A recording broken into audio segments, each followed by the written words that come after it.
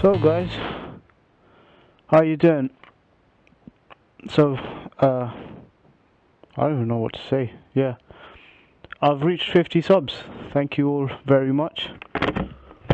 And I'm really grateful to all of you who watch and comment and share, like, everything since I started. Because last time I tried YouTube, it was on kind of different subject, and it was like 10 subscribers in like 3 years, and I was like, okay, that's pretty shit. So I was expecting more of the same this time, but like, I've only been doing it 9 months or so, and I've already got 60 odd subscribers now. Like, I only checked yesterday, it was 58. But yeah, it's amazing. I love every single one of you for liking my videos, watching them. Even if you're not subscribed to me, the views that you get, that people watch randomly, thank you to every single one of you. So we're going to get to the questions soon, but I thought I'd show you my room. So that's my brother's room, this is mine. You walk in, immediately you can see I got the Mobile 1 sticker, performance bikes. This is an electric bike for the electric TT a few years back. Got all these stickers, Top Gear, Technology Centre, random sticker. Triumph, got that from the stall at the MCN Motor Show. Crutchlow hat, got that there as well. I was going to get a Rossi one, but the Rossi one was like a bit too flash for me. Subway vouchers, yay. Laptop goes there, bin, everything. That's my bed. And then if you look here, I'm quite a big gaming fan. So that's if you guys have played this game, or if you haven't, you should play it. It's a really good game, really good adventure game called The Last of Us, made by Naughty Dog. They also made Uncharted and stuff, which I'm a big fan of. So I got that poster. That, I'll let you guys guess who that is and where that is. But yeah, that's a pretty iconic bike. I won't say it. I'll let you guess. That's a Valentino Rossi in the background there. Shelby GT500, back from when I was into cars more than bikes. I got that. That's like 6 years old, that poster, but I haven't bothered to take it off. It's a nice looking car. That's the Z800 poster. Then this random thing was one of my like DT projects in school or something. We had to make an egg go down a zip wire safely. So yeah, I just made a little Batmobile thing out of it. That's weird, but yeah, that's here. We got Moto Guzzi poster, ZX7R. When I was little, like I think 6 or something, my dad took me to this shop where you can get model bikes and stuff, and he got me a ZX7R in green as well. So since I was really small, I like the ZX7R. Magazines, Practical Sports Bikes magazines, very useful.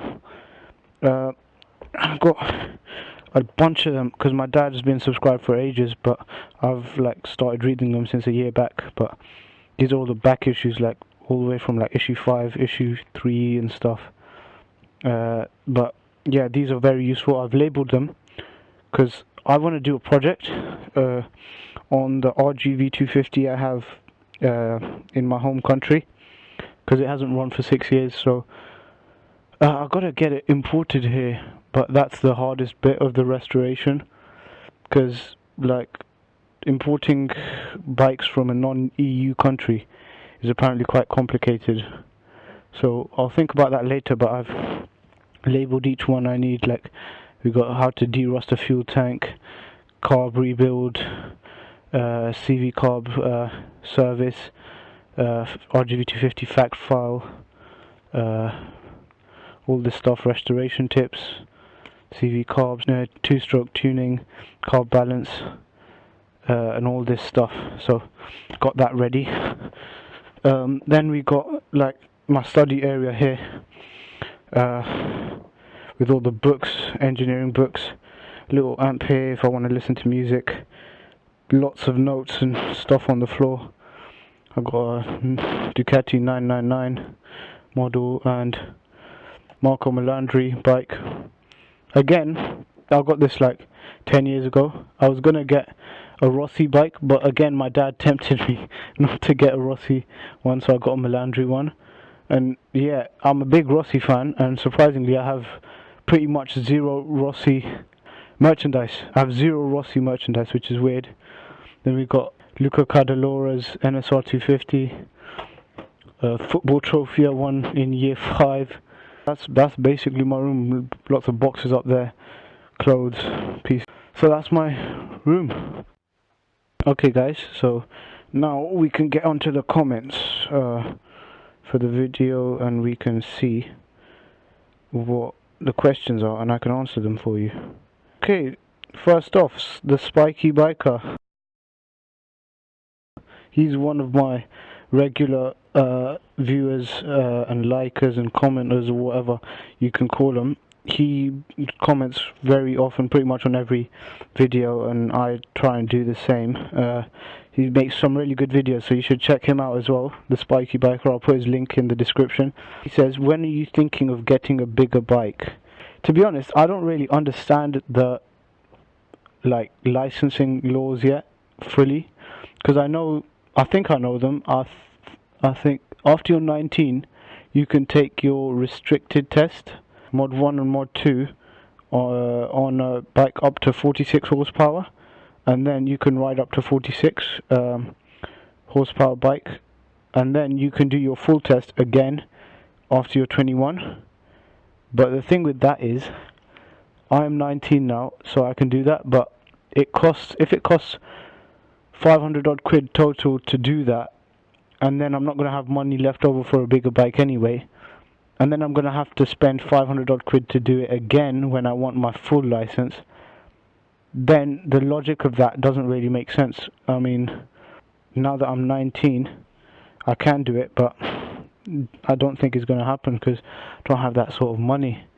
Or I can wait until I'm, I think, 24, and then I can do it, do my full license. So it's quite a long way away, but you know, circumstances can change. Like in an ideal world I would do that restricted test this summer if I have money, and then get a nice, I don't know, 250 or something that's slightly faster than a 125, and I'd be happy with it. Or maybe a 600 that's restricted, but I don't know. I mean, it depends what your circumstances are. Okay, so next we have false neutral. Hey inferior, question: are you planning any mods to your bike, for example cosmetic stuff? Only asking as I'm replacing the mirrors on my bike because they are shit. Mirror wise, I know my mirrors are quite shit as well, but I can't be asked to change them because I'm used to them, and apparently like the ones you get on eBay are quite brittle and they can snap easily, so not really up for those. Cosmetic stuff, indicators on my bike don't look too ugly, they're alright. You can't really get any aftermarket stuff for my bike, to be honest. The exhaust, it's not specifically made for my bike, it's made for the generic code, which is basically the keyway RKV that Spiky Biker has. And that exhaust, it could work on my engine, but the placement of the rear foot pegs for the pillion, I think that gets in the way on my one with that exhaust, so it would probably need like some piping work done to the exhaust, which I'm not up for, especially when the can I'm talking about, an Arrow one, costs like 300 quid, so not really thinking of that. So to be honest, I don't really see my bike as something to mod, because one, there's no parts for it to mod, and two, I like it as it is. It's fine as it is stock.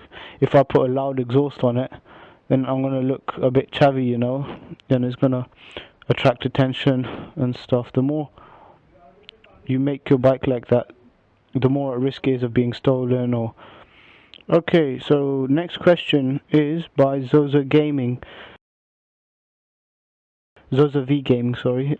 He's been a subscriber for quite a long time. I think he was one of the first 10 ones to subscribe to me. So thank you. And his question is, do you prefer lower CC bikes or higher? I don't know yet, because I've never ridden a higher CC bike. Well, basically, my view on it is this. It's not about the CC necessarily. It's about the kind of bike it is. From riding a 125, I think I'm more used to the kind of bikes like naked style bikes with kind of wide bars, slightly wider than like the tight bars on a sports bike, and you know, with a relaxed seating position and stuff. But if I start riding a sports bike tomorrow, I might get used to it. But generally, probably what my ideal bike would be a small CC two-stroke, because as you know, my dad has a two-stroke as well, and I'm quite into two-strokes. I like them. They're a bit more characterful than four-strokes, and faster as well if you look at an equivalent four-stroke. So my ideal bike would be a 250 two-stroke. So yeah, or a 600. I don't think I'd be very happy with 1,000 cc, because those bikes tend to become a bit heavy and a bit, you know. So yeah, and then he's asked plans on a next bike. Okay, I'm glad you asked this, because I didn't really know how to answer this when you asked it initially, but since then I've been to the MCN motorbike show and I saw quite a few nice bikes. So like I was answering the question of, I think it was Spikey's, who, and he was asking when I'm getting a bigger bike. The licensing stuff means I'll probably get 250 next. That means if I get 250, I saw a really nice 250 at the show called the Kawasaki Z250 SL.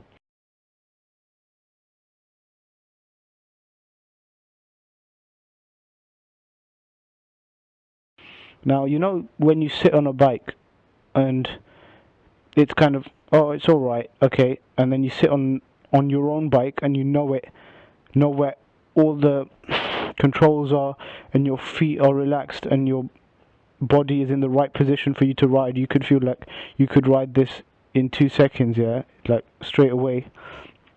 That is the feeling I got with the Z250 SL and also the Z300, because they're very similar style to my bike and they feel nice, and it will obviously be faster than my bike, and it looks quite nice as well.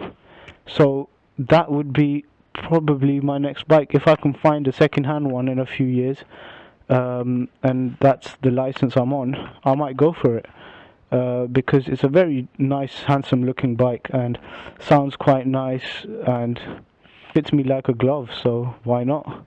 Also, if I get a 300cc fed bike, you know, like they got the R3 now, and they got the Ninja 300 and RC390 and stuff, those kind of bikes, they don't take my fancy really, because they're a bit like the YZF-R 125.